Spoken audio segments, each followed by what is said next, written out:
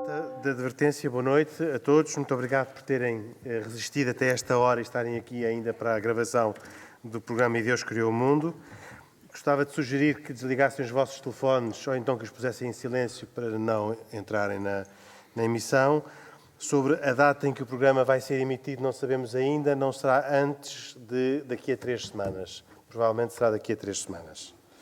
Nós vamos fazer agora um programa entre nós os três e no final do programa abriremos a possibilidade de fazerem perguntas e responderemos e gravaremos as perguntas também e depois logo se vê se faremos ou não um segundo programa com base nas vossas perguntas. Mas iniciamos com um programa normal, como se estivéssemos a gravar no estúdio.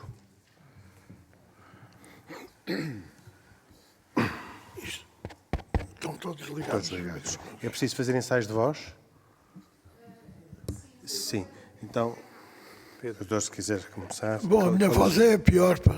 Esta edição especial de E Deus Criou o Mundo surge no contexto do primeiro Congresso Internacional A Morte, Leituras da Humana Condição. Em nome de Carlos Quevedo, o autor e produtor do programa, de Khalid Jamal, de Pedro Gil e de Joshua Roy, que comigo, Henrique Mota, participam no programa de hoje, agradeço aos organizadores o convite e agradeço também a todos os presentes por terem resistido e ficado até esta hora tardia da noite que marca o encerramento deste Congresso. Como o tema do Congresso sugere, no programa de hoje vamos falar da morte nas 3 religiões abrâmicas. Como ponto de partida, tomo por referência o texto de apresentação do Congresso assinado pelo Presidente da Comissão Científica, Paulo Jorge Alves, que a páginas tantas diz: a perspectiva temporal futura da vida conta com a incontornável existência da morte. A morte possui potenciais de benefício para a qualidade do percurso existencial do ser humano, enquanto fonte de sentido e de emoções, espaço ímpar de encontro e de confronto. Vamos, neste programa, ver do lado das grandes religiões monoteístas qual é a perspectiva dos seus crentes. E começo por perguntar, inevitavelmente, a Joshua Roy, o que é a morte para o judaísmo e se a morte é, para um judeu, um espaço e uma oportunidade de encontro ou, afinal, ainda é um confronto?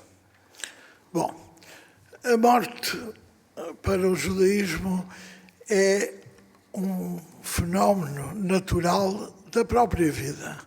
Tal como o nascimento é um fenómeno natural de início de vida, a morte é um fenómeno natural do fim da vida. Do fim da vida terrestre, do fim da vida humana. Crê-se no judaísmo na imortalidade da alma e crê-se também nos últimos tempos no ressuscitar da humanidade. Com algumas reservas, porque nas diversas correntes do judaísmo uns acreditam que será o corpo que vai reviver, outros será a Assembleia das Almas que se vai purificar e unir. Não existe no judaísmo, na realidade, uma definição sobre o futuro da vida eterna ou da vida depois da morte. Existem opiniões. Sabe-se, entre aspas, que as almas entram para um espaço chamado Sheol e depois daí há diversas opiniões e algumas contraditórias. Nós voltaremos a falar por causa da vida depois da morte, o que é, mas gostava de fazer aqui uma ronda, primeiro ainda pelo Pedro Gil e pelo Khalid Jamal, sobre esta ideia da morte ainda como uma oportunidade de encontro ou de confronto. Pedro Gil. A morte é assustadora se for o espaço onde ficamos entregues a nós próprios e à nossa solidão. E, em parte, a forma chocante com que a morte entra para a nossa vida, pelo que acontece à nossa volta, é nós voltarmos a abrir a interrogação ou a dúvida sobre o que é que realmente aconteceu, onde está esta pessoa. E pode-nos até vir a inquietação, pode-nos vir eventualmente o remorso daquilo que não fizemos. E depois refletimos essa leitura para nós próprios e pensamos por onde é que nos acontece ir depois da morte. No cristianismo, as ideias são claras na sua essência, não são claras nas suas definições concretas, mas a ideia principal, que acho que é a mais importante de todas, é saber que a morte é aquele momento passado o qual finalmente nos encontraremos com quem está à nossa espera há imenso tempo a preparar o melhor que tem para nos dar. É o encontro com Deus Pai, que é um encontro que não é obrigatório, portanto, quem não quiser mesmo encontrar-se com Deus Pai não pode depois queixar-se, porque isso não vai acontecer, e que esse encontro será não apenas uma junção de espíritos, portanto, não é apenas uma união de vontades e de inteligências, mas é mesmo um reviver com um corpo que terá uma transformação e vivendo numa realidade natural que terá uma figura semelhante àquela que nós conhecemos, mas recaustada. Voltaremos também aí. Khalid Jamal, para o Islão. Bom, para que se perceba o conceito da morte no Islão, é preciso perceber que, enfim, Deus nos deu o corpo e a alma e deu-nos a possibilidade de estarmos aqui neste mundo e que esta vida é uma vida passageira e finita. E, portanto, a alma perdura, de igual modo como no judaísmo, e o corpo, esse sim, acaba por ser perecível e, portanto, chega ao seu fim quando do término da nossa vida. Eu socorrer-me aqui de uma frase em árabe que está escrita no Alcorão e que diz Kullu nafsin dha'iqatul maut, ou seja, todo o corpo, toda a alma terá de provar o sabor da morte. E, portanto, no caso do Islão é especialmente simbólico e eu gostava de deixar registado que todas as pessoas que vêm a esta terra terão de provar o sabor da morte, inclusive até mesmo os profetas. E, portanto, por mais que esta ideia, porque de facto a morte para todos nós, seres humanos frágeis, vulneráveis, é assustadora, não é? A ideia de que nós vamos nos separar com uma realidade obscura, desconhecida, mas para o Islão, o profeta Muhammad disse-nos que a morte é um presente para o crente. E, portanto, eu gostava de deixar também aqui esta nota, a título de reflexão, que todas as religiões, e especialmente o caso do Islão, acabam por nos conduzir à ideia de termos de refletir sobre a nossa passagem efêmera nesta vida e na vida após a morte. Mas, nesse sentido, a morte pode ser um momento de alegria para o Islão? É essencialmente um momento de alegria, porque embora a transição seja assustadora, embora haja um momento em que, lá está, há uns dias atrás falávamos aqui, a morte assusta porque a alma larga e liberta-se do corpo e passa para uma realidade e uma dimensão distintas. Mas em bom rigor, embora não haja um apelo para a morte, há um apelo para a vida eterna, essa sim infinita. E, portanto, inevitavelmente a morte acaba por ser um momento que dá lugar a uma vida mais alegre do que esta, que é uma vida em que nós poderemos ir necessariamente para o céu. No judaísmo há vida eterna, Xuxuarroá. Sim. A alma é considerada eterna. Não existe este Portanto, há uma distinção entre corpo e alma. Sim. E até há uma crença, digamos, que a libertação da alma se faz à medida que o corpo se vai decompondo.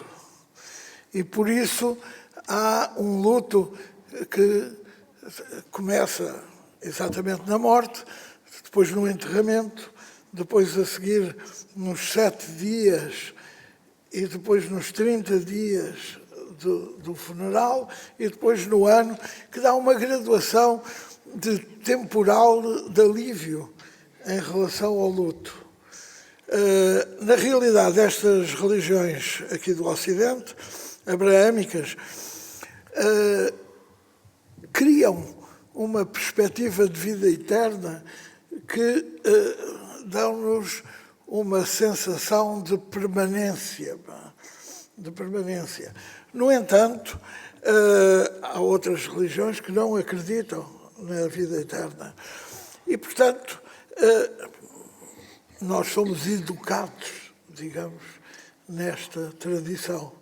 E uma tradição que passou para o cristianismo e que passou para o Islão. E no cristianismo, Pedro Gil, existe vida eterna ou é uma forma de consolar o sofrimento daqueles que têm a perda dos seus queridos? Bom, o ser eterno não consola se a situação de eternidade não for satisfatória, não é? Portanto, até um bocadinho, em parte, o conceito não é particularmente atraente, precisamente por dar parecer prometer um certo aborrecimento, não é? Permanecer no mesmo estado sempre, pelo menos pode provocar talvez dores nas costas, a pessoa pode ficar um pouco limitada. Mas aqui, de qualquer forma, aquilo que eu quero dizer é que há um instante constante de experiência máxima de felicidade. Isso é a situação da eternidade enquanto união com Deus. Naturalmente, como disse há pouco, quem não quiser estar com Deus não estará com Deus, a situação dessas pessoas é viver num permanente instante de afastamento de Deus. Se considerarmos que Deus é onde reside toda a bondade em grau pleno, aquele que recusa Deus experimentará aquilo que é a ausência total de bem num instante que não terá fim. Isso é aquilo que para os cristãos, para os católicos, é o inferno. Sim. Para os muçulmanos também há céu e inferno? Sim, as palavras em árabe são Jannat, céu, e portanto ao paraíso, e Jahannam, inferno. E na realidade, enfim, eu tenho dito várias vezes, essa é uma das grandes diferenças, ou se quiser, é a singularidade, se me permitem, do Islão. É, na realidade, enfim, Deus é sumamente bom, é sumamente misericordioso, e acima do trono de Deus existe um dizer em árabe em que Deus, falando de si próprio, diz: sem dúvida, a minha misericórdia superou a minha ira.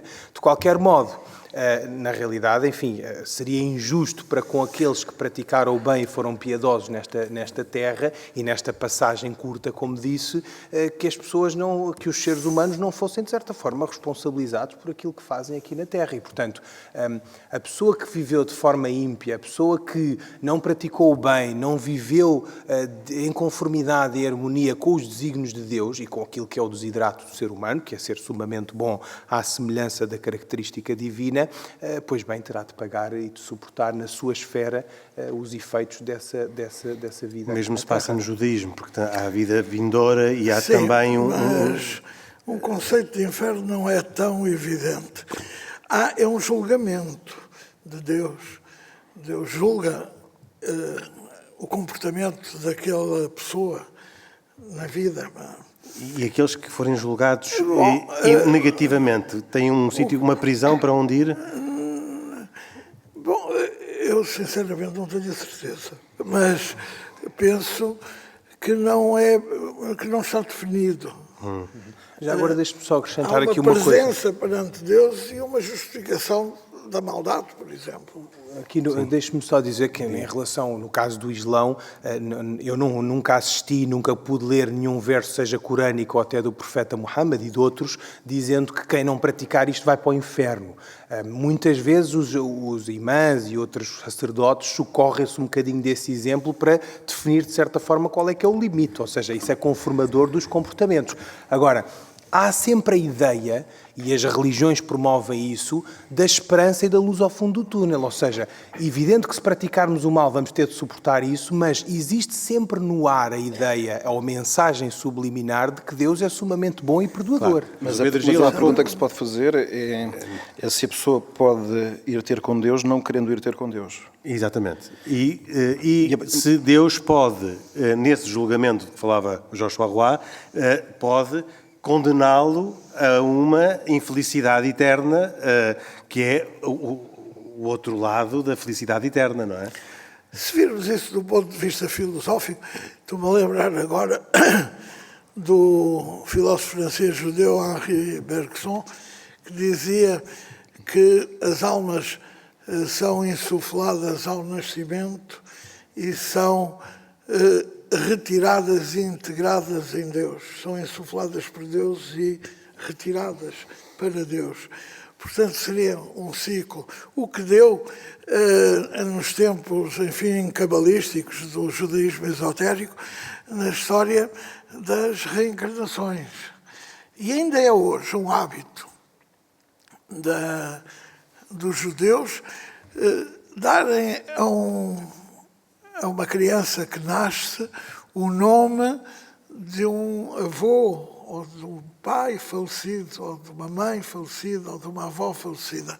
Portanto, no sentido de haver uma renovação daquela pessoa ou daquela alma, digamos. Mas são crenças. E essa mesma ideia não está presente em alguns hábitos de sepultação dos judeus? Bom, aqui há alguma contradição neste sentido. Como sabe, os descendentes dos antigos sacerdotes do templo, que é uma casta, no fundo, os Kohanim, que eram os sacerdotes do templo, não devem ter contacto com a morte, isto é, nem entram em cemitérios, nem tocam em cadáveres, nem assistem a enterramentos. No entanto, o corpo é sempre considerado com um grande respeito e não se deve enterrar, por exemplo, um corpo sem ser devidamente lavado, para que se apresente limpo e puro. E envolto numa mortalha, aliás, como os muçulmanos fazem, uma mortalha branca. A diferença entre os judeus e os muçulmanos é que o corpo é posto na terra em decúbito dorsal, deitados de costas, portanto, e nos muçulmanos de lado, com o olhar para Meca. Os judeus normalmente orienta-se e simboliza-se, melhor dito, Jerusalém colocando um pouco de terra, em todos os cemitérios judaicos há um pouco de terra de Jerusalém que se põe no corpo antes da mortalha para que simbolicamente haja uma passagem por Jerusalém. Aliás, nas orações chamadas de passagem, foca-se sempre a passagem da alma por Jerusalém. Eu agora gostava de perguntar uma coisa que eu, como estive em Jerusalém há pouco tempo, verifiquei que no cemitério judaico da cidade, sobre os túmulos há pedras colocadas manualmente, porque são pedras soltas, vê-se que foram lá postas de propósito em quase todas as campas. Qual é que é o significado dessas pedras? Bom, são presenças. No fundo, são respeito e posto como um sinal de presença de uma pessoa que foi rezar ou que foi, enfim, honrar aquele defunto porque o conhecia, porque, enfim, porque não tem nenhum outro significado. Porque eu acho que não vi lá nenhuma flor, que é aquilo que é normal encontrar-se. São as flores dos Exatamente. católicos. Nós não usamos flores. Porquê? Bom, eu penso que é só uma tradição. Como nós temos origem no deserto, se calhar também era difícil arranjar flores nessa altura. Mas, enfim, julgo por acaso, no nosso caso também não acontece. Quer dizer, vamos lá ver, mais uma vez... E põem pedras?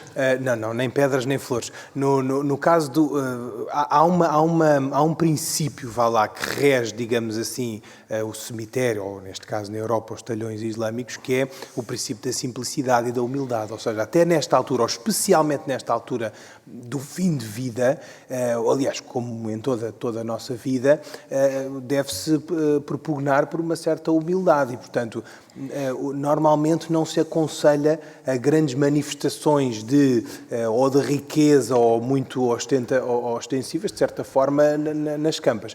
Em relação às flores, aqui o talhão islâmico de alguns cemitérios em Portugal e na Europa tem flores, porque, enfim, de certa forma, mais uma vez digo, um muçulmano que nasceu e cresceu aqui no Ocidente, porventura, enfim, terá vontade de se manifestar ou de manifestar a sua solidariedade ou o seu apreço, o seu tributo ou homenagem ao Ducuis através dessa forma. Eu confirmo também, como o Pedro Gil, ainda antes do programa, comentava isso, no cemitério em Cracóvia judaico só há pedras, não há nenhuma flor, e há muitas pedras e quase construções de pedras em cima das campas. Que todos têm que ser enterrados, a cremação não é autorizada. Esse era um ponto sobre o qual eu iria perguntar agora e já agora...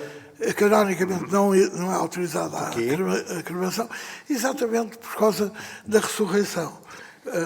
Não se pode destruir pelo fogo aquilo que tem que voltar ao pó naturalmente. Ora bem, por outro lado, as pedras tumulares, embora nos cemitérios judaicos às vezes haja diferenças, sobretudo na altura da pedra, não devem ter exclusivamente o nome, a data de nascimento, da morte, e não serem ornamentadas, para não terem qualquer símbolo de riqueza.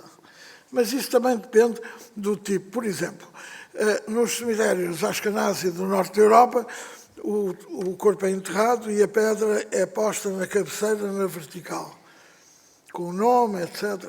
Bom, nos sefarditas, portanto, os judeus dos países mediterrâneos, com muita similitude com os muçulmanos, a pedra é uma pedra que se põe em cima da cova do enterramento, não é? E que deve ter o nome, etc. As pessoas...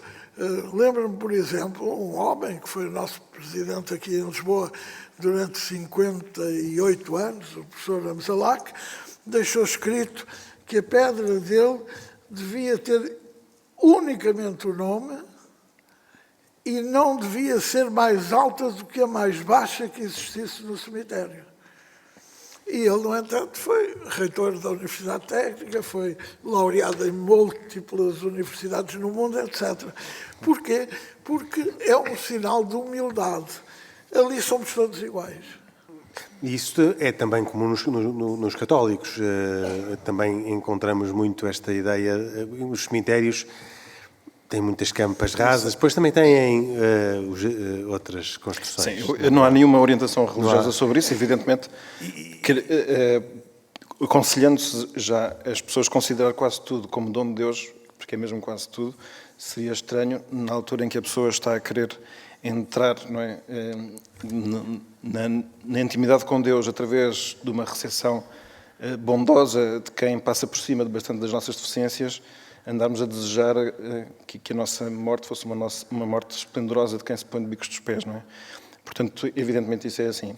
Mas eu gostava só de fazer uma pergunta, se me é permitido, porque no judaísmo a cremação é então proibida como afirmação da fé na ressurreição dos mortos. A pergunta é, então, afirma-se no judaísmo que há um regresso à carne, portanto, não é na vida eterna, porque esse é o sentido da ressurreição, não é? Foi como eu disse no princípio, há correntes que dizem que sim, há correntes que dizem que não. E as que dizem que sim, dizem que o corpo é refeito a partir de um osso que não se sabe qual é, mas que em hebraico chama luz, e que ainda não foi identificado. Há quem diga que é o Atlas, o Axis, mas não se sabe. Porque no fundo, nós humanos, perante a morte, consideramos um mistério. Porque, do ponto de vista filosófico, o problema da morte não é mais do que isto. Nós estamos aqui, estamos a falar, estamos a mexer, estamos a conversar uns com os outros e, de repente, uma pessoa morre e não consegue conceber que, estando aqui a falar, a mexer, a comer, a ver cinema e televisão, sei lá, um vivo, vá cair ali numa cova, vá apodrecer e desfazer-se. Quer dizer, é extremamente agressivo, do ponto de vista filosófico, para uma pessoa viva, imaginar isto. Temos uma vantagem, nós temos só consciência da morte dos outros, não temos consciência da nossa própria morte, até porque quando chega a altura já não temos consciência. De maneira que essa é uma vantagem. Porque se nós tivéssemos, reparem bem, a possibilidade de saber, não, eu ainda vou durar mais 2 horas, ainda vou durar mais 5 minutos, isto era de tal maneira penoso e de tal maneira estranho que já não valia a pena viver. Realmente essa ideia eu queria só acrescentar, de facto, essa ideia é muito penosa e até dolorosa, pensar que de um momento para o outro, nós que, como já ouvimos esta tarde, temos todas estas manias, estes orgulhos, temos um apego muito grande à nossa vivência terrena, de repente estamos numa fase de transição. Mas repare, de igual modo, o que eu queria acrescentar aqui à discussão era, também para nós, seres humanos, no Alcorão há uma passagem que diz: da terra vieste, para a terra ireis e da terra ressurgireis uma segunda vez. Portanto, falar objetivamente do dia do juízo final e do para os julgamento. muçulmanos também não é possível a cremação. A cremação também não é permitida no Islão, especialmente considerando duas questões. A primeira, o regresso, como o Dr. Roá disse bem, ao pó. E, portanto, Deus criou-nos do pó e da terra, e para a terra iremos. E por isso é que, repare, os muçulmanos são sepultados sem qualquer tipo de caixão, ou só simplesmente numa mortalha, exatamente para haver esse contacto direto com a terra e as coisas serem feitas de forma simples e humilde. E, em segundo lugar, em relação ao fogo, não é? Porque o fogo é uma invenção, é verdade, foi-nos permitido, a dada altura, o uso desse fogo, não é? E, de facto, nós sabemos qual foi o impacto que o fogo teve até nas civilizações modernas, não é? Foi um momento de grande transformação, mas existem fortes alusões e narrativas que, de facto, associam o fogo ao fogo do inferno. E, portanto, quer dizer, esse fogo não é-nos permitido usá-lo para destruir aquilo que é o corpo que nos foi confiado por Deus. E, portanto, a ideia central é esta. Os cristãos, nas 3 religiões abraâmicas, são aqueles que, afinal, também acreditando na vida eterna, admitem a cremação. Os cristãos são aconselhados a manter o hábito de enterrar os seus mortos, porque é a forma de melhor simbolizar aquela situação de espera pelo momento em que o corpo será outra vez unido à alma na ressurreição final. Mas quem não seguir o conselho...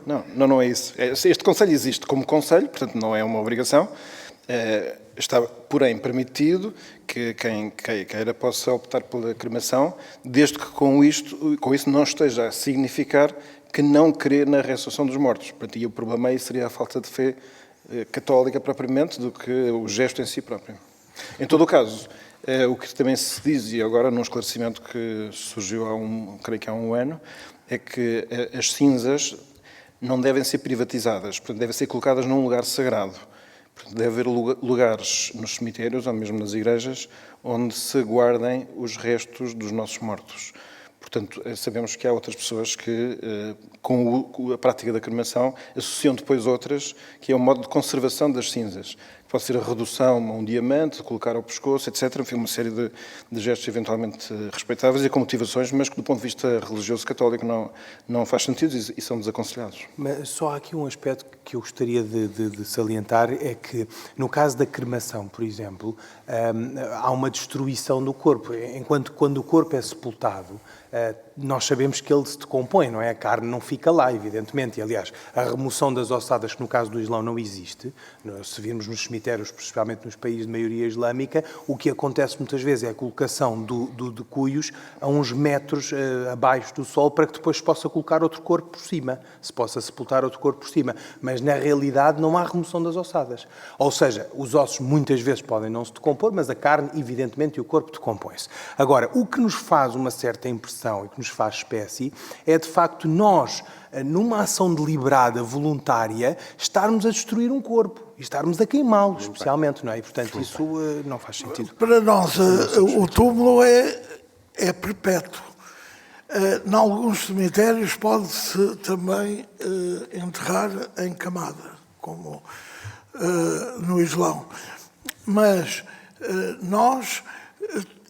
o corpo é posto numa mortalha junto da terra mesmo, sem qualquer caixão. Lembro-me que quando começou a comunidade islâmica aqui em Portugal, foi presidente da comunidade islâmica um colega meu de curso, o Mussomar, e eu fui com ele à Câmara e foi-lhes autorizado um talhão no cemitério do Alto São João, mas não foi autorizado a enterrar diretamente na terra, e então os muçulmanos fizeram um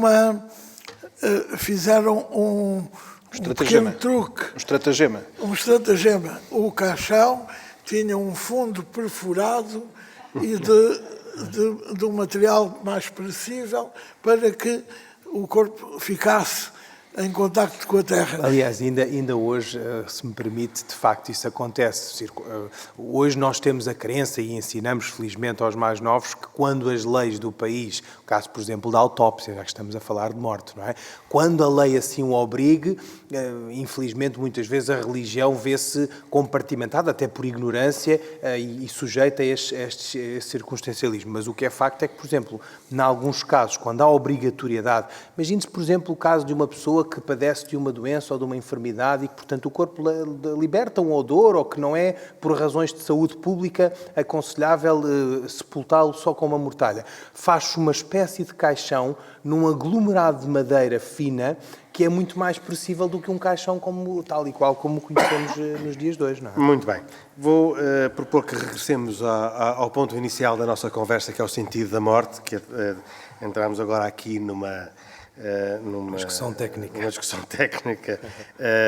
Eu gostava de voltar a uma afirmação que ouvi esta tarde, por parte do médico Nuno Gil, que me impressionou muito, aliás, toda a exposição que aqui ouvi, em que ele dizia que a morte é uma poderosa afirmação da vida. E gostava de perguntar ao Pedro Gil o que é que entende, que eco tem esta afirmação na fé católica. Bom, eu diria que, a partir do momento em que nós focamos a atenção sobre o que a morte é, a forma como a vida é vivida passa a ter necessariamente que ter uma leitura condicionada por esse foco. Eu continuo a achar que tanto uma coisa como a outra só são boas notícias, e eu creio que temos uma intuição de que a vida é uma boa notícia, apesar de às vezes estar um bocadinho nublada, e que a morte promete algo que pode ser muito bom.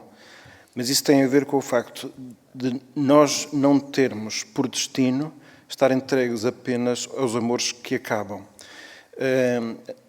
Todos nós temos essa experiência que haver pessoas para quem a nossa existência tem todo o significado e, portanto, que celebram os nossos aniversários e que ficam contentes de nos ver, é das coisas mais gratificantes numa vida que tem imensas dificuldades diárias.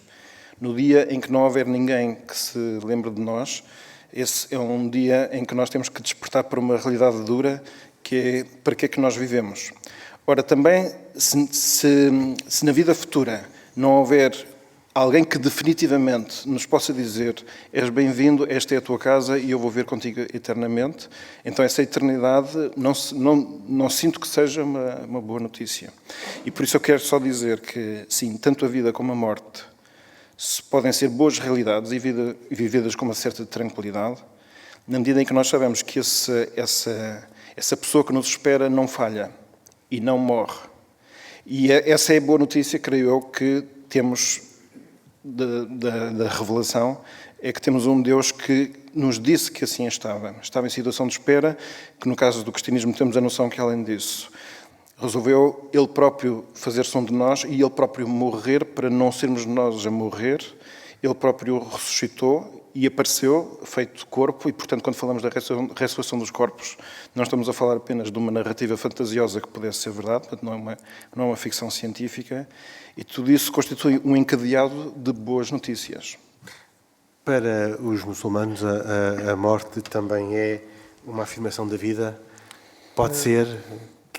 Que é que esta afirmação de hoje à tarde tem para um muçulmano? Olha, na realidade nós encaramos a morte como sendo uma coisa natural e na realidade aquilo que eu acho que as religiões, em especial o Islão, de certa forma promovem, é um bocadinho oposto àquilo que é, no fundo, a nossa atualidade recente. Quer dizer, nós, nos últimos anos, especialmente nas últimas gerações, temos vindo a tentar combater a mortalidade quase e ficarmos com uma convicção generalizada que somos imortais, ou que se algum de nós inventasse um elixir da juventude ou da imortalidade, se calhar esse era um grande desejo. Mas não é justo gostarmos de viver. Evidentemente que sim, evidentemente que sim. Aliás, quando o Pedro diz, é muito interessante, quando o Pedro diz que, na realidade, isto é uma realidade dupla, porque, por um lado, nós termos a convicção ou certeza que a vida após a morte é eterna, por um lado parece-nos bem e parece-nos fazer mais sentido que assim seja, e todos os textos religiosos, pelo menos destas 3 religiões aqui sentadas à mesa, de facto falam disso, mas, por outro lado, eventualmente, pode parecer assim, é difícil lidar com essa realidade infinita. E, portanto, por isso é que depois as religiões também falam, especialmente no caso do Islão, que têm imensas narrativas sobre como é que será o paraíso com rios de vinho. Como sabe, os muçulmanos não bebem álcool, mas na realidade no paraíso vão poder beber. E, portanto, aquilo é quase como se fosse um playland ou assim, um parque de diversões, digamos assim, da vida após a vida aqui Com no mundo. muitas diversões, aliás. Com muitas diversões, algumas delas que não são tão politicamente corretas e, portanto, eu vou abster-me de citá-las. O que é facto, e eu gostava de deixar aqui esta metáfora, as religiões e o Islão em especial apelam a uma reflexão e, portanto, sugestionam que nós passemos nesta terra com um propósito. E qual é o objetivo da estada do ser humano na terra? Em primeiro lugar, a adoração a Deus. E, em segundo lugar, não deixarmos que a nossa vida finita, efêmera e muito curta, não é? A nossa passagem aqui na Terra seja algo em vão. E, portanto, para isso devemos ter atitudes piedosas e virtuosas e viver em conformidade com os desígnios de Deus.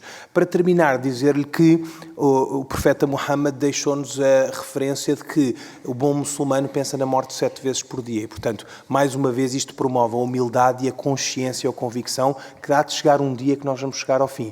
E também nos deixou a ideia, para terminar... Isso é muito interessante. Pensa na morte 7 vezes por dia. E pensa com que sentido? Com que objetivo?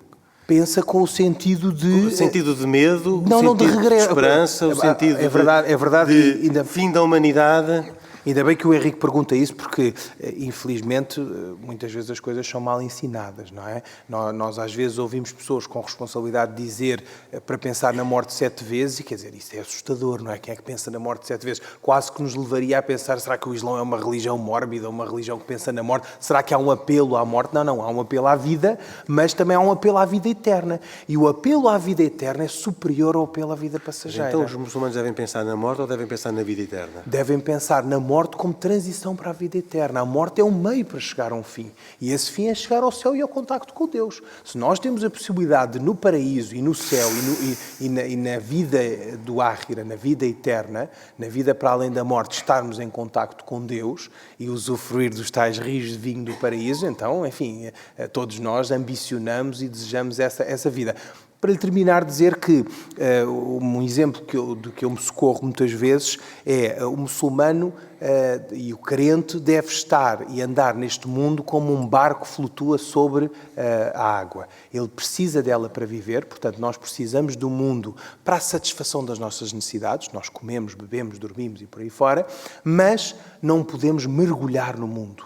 E, portanto, se um barco, cujo propósito é exatamente flutuar sobre a água, se ele mergulha, ou vira submarino ou afunda, não é? E, portanto, essa é a ideia central. Para os judeus também pensam na vida eterna e na morte todos os dias? Ou olham para a morte como o fim da humanidade? Não. Não. Vamos lá ver. Quando alguém morre, um homem, por exemplo, e uma mulher, tem uma oração. Na altura... São diferentes? Para um homem e para uma mulher? Sim. Para as senhoras é mais poética e diz-se que não haverá joia nem pérola melhor do que esta mulher que acabou de partir. Para um homem, e porque, enfim, há uma tradição masculina nestas religiões, diz-se o seguinte: o momento da morte de um homem é mais importante que o do nascimento, porque no nascimento não se sabe quem vai ser e no momento da morte sabe-se quem foi. E esse, digamos que é um princípio, um primeiro princípio de julgamento daquilo que uma pessoa foi. E se a pessoa Talvez também foi... porque a morte é um nascimento para essa vida eterna, Exatamente. não é? E se essa pessoa foi uma pessoa de grande elevação espiritual, ele tem ainda uma oração mais marcante desse tipo de vida. Por exemplo, se ele foi um rabino que serviu a sua comunidade, que foi um homem cheio de virtudes, etc., tem uma oração especial. Qualquer homem que tenha uma missão, digamos, que tenha sido útil à humanidade, tem esse... Quem decide essa oração especial? Os próprios homens. Mas aí os homens não estão a fazer de Deus a reconhecer méritos não, especiais nesse não, defunto? Porque há aqui uma ideia. Desde a destruição do segundo templo não há sacerdotes. O rabino não é um sacerdote. É um guia espiritual aceite, que é uma coisa diferente. Tanto que na tradição judaica o rabino não pode ser um judeu profissional, isto é, tem que ter uma profissão. O mesmo acontece no Islão. Tem que ter uma profissão. Tem que ser qualquer coisa. Pode ser médico, pode ser advogado, sapateiro ou eletricista. Mas tem que ter um meio de sobrevida económico. E não pode usar a religião, ou não deve usar a religião, como meio de troca, enfim, de dinheiro, ou ser pago para isso. Evidentemente que o mundo mudou e agora já existem rabinos de formação rabínica e que são contratados, enfim, mas não é a tradição judaica. Não é. A ideia de um rabino é um homem que é guia espiritual e aceite pela comunidade. É, digamos, eleito. Escolhido por quem? Escolhido pela comunidade também. Exatamente, sai da comunidade. Mas o sacerdote vivia da sua função sacerdotal. Como? O sacerdote vivia da sua função sacerdotal, enquanto existiu o sacerdócio, propriamente. Exatamente, nessa altura. Sim. Mas, como no Islão, como temos uma descentralização, uma grande descentralização religiosa, o rabino é sempre a autoridade espiritual daquela comunidade. Aliás, reparar, para comprovar isso, nós, por exemplo, para liderar as orações, o imã é aquele que lidera a oração, não é? Se eventualmente houver alguém, o critério que preside, por exemplo, para alguém liderar a oração é o conhecimento religioso. Exatamente. Mas na ausência de um sacerdote ou de um ministro de culto, na verdadeira acessão da palavra, um ancião, a pessoa mais velha, a pessoa com mais conhecimento, pode e deve liderar a oração. E, portanto, isso comprova aquilo que... Nós, no judaísmo, a única coisa que precisamos nem sequer é de um templo ou de uma casa. A oração pode-se fazer em qualquer local, desde que haja 10 homens. Porque a oração tem que ser testemunhada por pelo menos 10 pessoas. Muito bem. Eu gostava muito de continuar esta conversa. Infelizmente, o nosso tempo de programa está a chegar ao fim. Poderíamos continuar a conversar sobre o tema do programa de hoje, que gravámos em Guimarães, no Centro Cultural Vila Flor, no âmbito do primeiro Congresso Internacional A Morte, Leituras da Humana Condição.